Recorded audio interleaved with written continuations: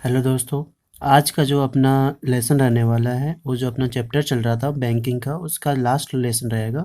इसमें मैं आपको आरबीआई के मॉनेटरी पॉलिसी के बारे में समझाना चाहूँगा। केंद्रीय बैंक यानी कि अपने यहाँ जो आरबीआई है, वो जो मॉनेटरी पॉलिसी बनाती है, उसके में कौन-कौन से इंस्ट्रूमेंट होते हैं, उसके बारे में समझाऊँगा।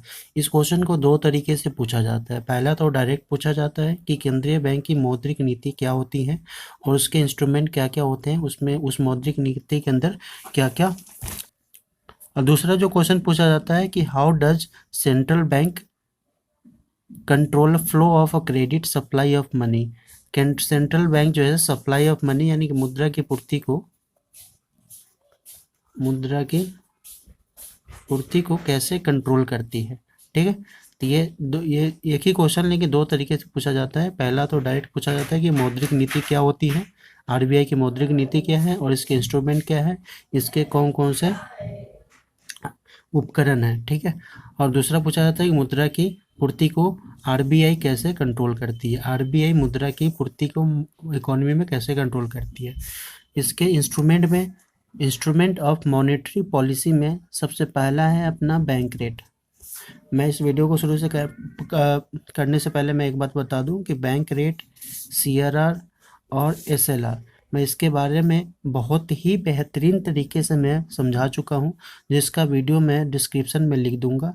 यहाँ पे मैं डायरेक्ट ये बताने की कोशिश करूंगा कि मॉनेटरी पॉलिसी में या मुद्रा की पूर्ति में, सप्लाई ऑफ मनी में किस तरीके से ये इफ़ेक्ट डालती है। ठीक है, और इसका डिस्क्रिप्शन में मैं लिंक दे दूंगा जिसको आप देख सकते हैं। सबसे पहला है बैंक रेट। बैंक रेट क्या होता है? वह रेट जिस रेट पे आरबीआई कमर्शियल बैंक को लोन देती है। कमर्शियल बैंक को यानी कि पीएनबी, एसबीआई, है ना, इन बैंकों को लोन देती है। ठीक है, उस दर को हम कहते हैं बैंक रेट। अब अगर इकोनॉमी में मनी सप्लाई बहुत ज़्यादा है, ठीक है, तो बैंक रेट को बढ़ा दिया जाता है।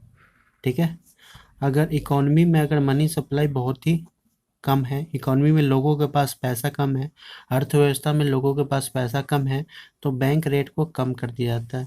इसका इफेक्ट क्या पड़ता है कि अगर मनी सप्लाई इकोनॉमी में बहुत ज़्यादा है, तो बैंक रेट को बढ़ा देने से इनको महंगे दरों पे ब्याज मिलेगा, महंगे ब्याज पे इनको लोन मिलेगा, और उस लोन को वह फिर जब जनता को देंगे तो वो भी क्या होगा, उसका भी इंटरेस्ट रेट बहुत ही हाई होगा। इससे लोगों के पास पैसा कम जाएगा। तो उस स्थिति में जब मनी लोगों के पास बहुत ज़्यादा है, इकोनॉमी में मनी बहुत ज़्यादा है, मनी सप्लाई बहुत ज़्यादा है, तो बैंक रेट को बढ़ा दिया जाता है ताकि जनता के पास पैसा कम जाए, है ना।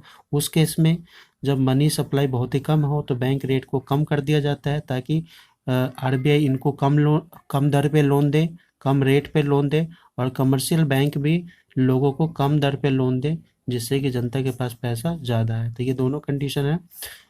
इन दोनों कंडीशन में जो ऐसे अपना आरबीआई जो है सेंट्रल बैंक है, वो इसको घटाती है तो कभी बढ़ाती है अपने अकॉर्डिंग, अपने डाटा के अकॉर्डिंग। अगला है CRR, cash reserve ratio. Cash reserve ratio, ये क्या होता है? कैश रिजर्व रेशियो का मतलब है कि कमर्शियल बैंक जितने भी है, ये सबको अपने डिमांड डिपॉजिट का कुछ परसेंट आरबीआई के पास जमा करवाना पड़ता है। ठीक है, 10% हो सकता है, कुछ भी परसेंटेज हो सकता है।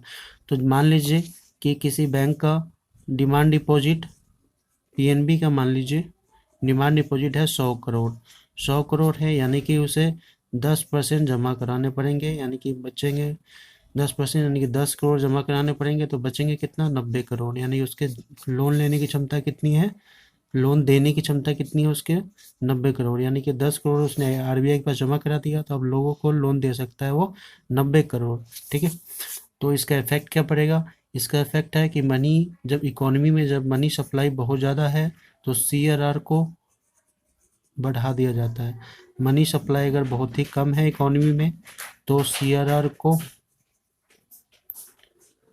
कम कर दिया जाता है, ताकि मनी सप्लाई ज़्यादा है तो लोगों के पास पहले से पैसा ज़्यादा है, तो बैंक जो आरबीआई है अपना कमर्शियल बैंक को कहती है कि आप जो है से अपने जो भी डिमांड डिपॉजिट है उसका ज़्यादा परसेंटेज हमें दो, ताकि आपके पास क्षमता कम हो जाए आपको लोन देने की। और इस केस में सीआरआर को घटा देती है, कम कर देती है, ताकि लोग जो ये कमर्शियल बैंक है इनको लोन देने की क्षमता इनके पास ज़्यादा हो जाए, इस तरीके से कंट्रोल करती है।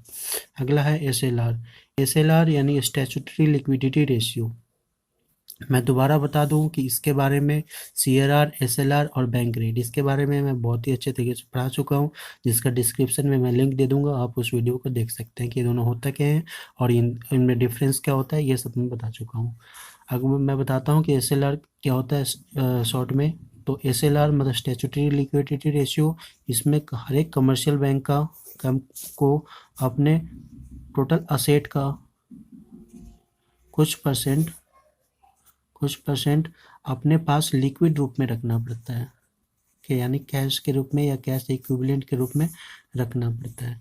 यानी कि मान लीजिए 100 करोड़ अगर है, 1000 करोड़ है, तो उसका 10% यानी कि 100 करोड़ इसके अपने पास रखना पड़ेगा टोटल लिक्विड रूप में, कैश रूप में। ठीक है, तो मनी सप्लाई जब इकोनॉमी में बहुत ज़्यादा हो तो एसएलआर को बढ़ा दिया जाता है। अगर मनी सप्लाई बहुत ही कम है तो एसएलआर को कम कर जाता है। ऐसा क्यों? क्योंकि मनी सप्लाई जब ज़्यादा होगा एसएलआर को हम बढ़ा देते हैं। क्यों? लोगों के पास पैसा ज़्यादा है पहले से ही, तो एसएलआर को बढ़ा देंगे, यानी कि बैंक अपने पास कैश कम रखेगी और लोगों को लोन कम देगी, है ना। क्योंकि कैश में लोन तो देती नहीं है ना बैंक, जिनके पास कैश में जितना रहेगा तो उतना ही लोन कम देगी। अगर मनी सप्लाई अगर पहले से ही अगर बहुत ही कम है, यानी कि लोगों के पास पैसा कम है, तो एसएलआर को कम कर दिया जाता है, जिससे कि कमर्शियल बैंक जो है अपने एसेट का बस कुछ ही परसेंट कैश के रूप में रखे और सभी को लोन दे सके, है ना।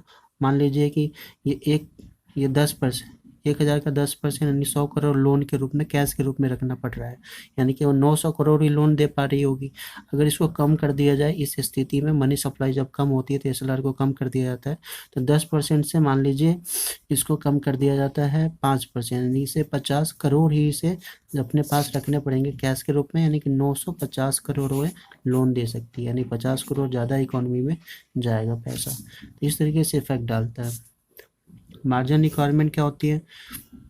आप अगर लोन लेने जाते हैं तो वहाँ पे ज़मानत के रूप में कुछ कागज़ जमा करते हैं, सिक्योरिटी वगैरह जो भी है ना।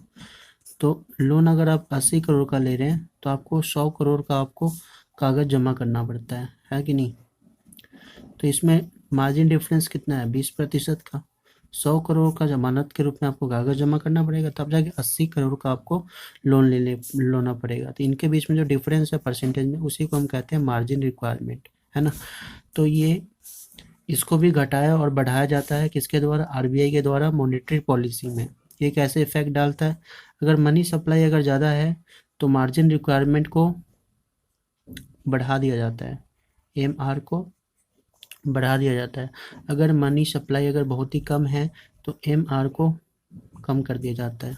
ठीक है, ये इफेक्ट कैसे डालता है ये समझने की कोशिश कीजिए।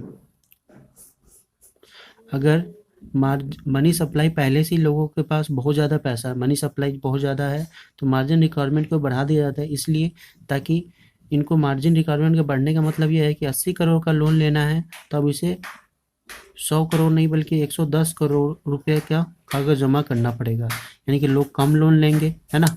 दूसरी स्थिति है जब मनी सप्लाई इकोनॉमी में बहुत ही कम हो, उस स्थिति में मार्जिन रिक्वायरमेंट है उसको कम कर दिया जाता है। इससे क्या इफेक्ट पड़ता है? मनी सप्लाई बहुत ही कम है तो सरकार चाहती है, आरबीआई चाहती है कि लोग ज़्यादा लोन लें। इसके लिए इनके बीच में जो डिफरेंस है, मान लीजिए 80 करोड़ रुपए के लिए 100 करोड़ का उसे जमानत के रूप में रखना पड़ रहा था, अब 90 करोड़ रखना पड़ेगा, यानी कि 10 करोड़ रखना पड़ेगा। अब क्या करें? लोग ज़्यादा लोन लेना चाहेंगे, लोगों के पास पैसा ज़्यादा जाएगा। तो ये दोनों कंडीशन है। तो अपने अकॉर्डिंग आरबीआई जो है से अपने डाटा के अकॉर्डिंग इनको मार्जिन रिक्वायरमेंट को बढ़ाती है और घटाती रहती है हर एक सेक्टर में।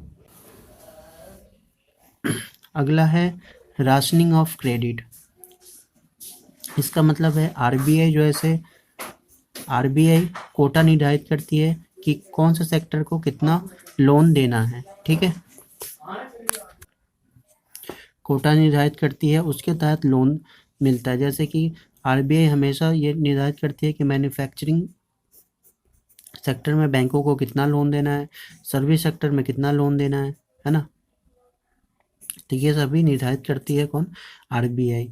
तो अगर मान लीजिए कि लोगों के पास बहुत ही ज़्यादा, लोगों के पास इकोनॉमी में सप्लाई, मनी सप्लाई ज़्यादा है, तो मैन्युफैक्चरिंग और सर्विस सेक्टर को कम परसेंटेज मिलेगा, है कि नहीं, लोन में। तो ये अगर मनी सप्लाई अगर बहुत ही कम है, तो इकोनॉमी में पैसा ज़्यादा मतलब पहुंचाने के लिए, बूस्ट करने के लिए इकोनॉमी को और भी ज़्यादा, तो इंजेक्ट करने के लिए पैसे को क्या करेगी, लोन ज़्यादा देगी, है ना। तो राशनिंग का जो कोटा है उसको बढ़ा दिया जाता है हर एक सेक्टर। तो ये सेक्टर वाइज कंट्रोल करने के लिए इसका उपयोग किया जाता है कि कौन से सेक्टर में ज़्यादा पैसा जाना चाहिए, कौन से नहीं। मान लीजिए आरबीआई को लगता है कि मैन्युफैक्चरिंग सेक्टर के कोटे को बढ़ा दिया जाता है, जैसे बढ़ा दिया जाता है, उसके परसेंटेज को बढ़ा दिया जाता है कि सभी बैंकों को ये कहा जाता है कि आप मैन्युफैक्चरिंग सेक्टर में अगर कोई बंदा, अगर कोई भी कंपनी लोन लेने आ रहा है तो आप उनको ज़्यादा दीजिए। अगर उन्हें लगता है कि मैन्युफैक्चरिंग सेक्टर में लोन कम देना चाहिए, ठीक है, तो वो फिर उस कोटा को कम कर देते हैं। तो ये एक तरीके से हम कह सकते हैं कि जो शाख राशनिंग है, राशनिंग ऑफ क्रेडिट है, ये पर्टिकुलर जो है अलग अलग सेक्टर को लोन की जो मात्रा है उसको कंट्रोल करने के लिए बनाया जाता है। तो ये थे अपने टोटल, जिसके ज़रिए आरबीआई मनी सप्लाई को कंट्रोल करती है। तो अगर आपको कोई चीज़ अगर समझ नहीं आया हो, कोई पॉइंट, तो आप मुझे कमेंट कर सकते हैं, और मैं आपको डिस्क्रिप्शन में कुछ लिंक दे दूँगा एसएलआर बैंक रेट और सीआरआर का, आप उसको देख सकते हैं। Thank you, bye.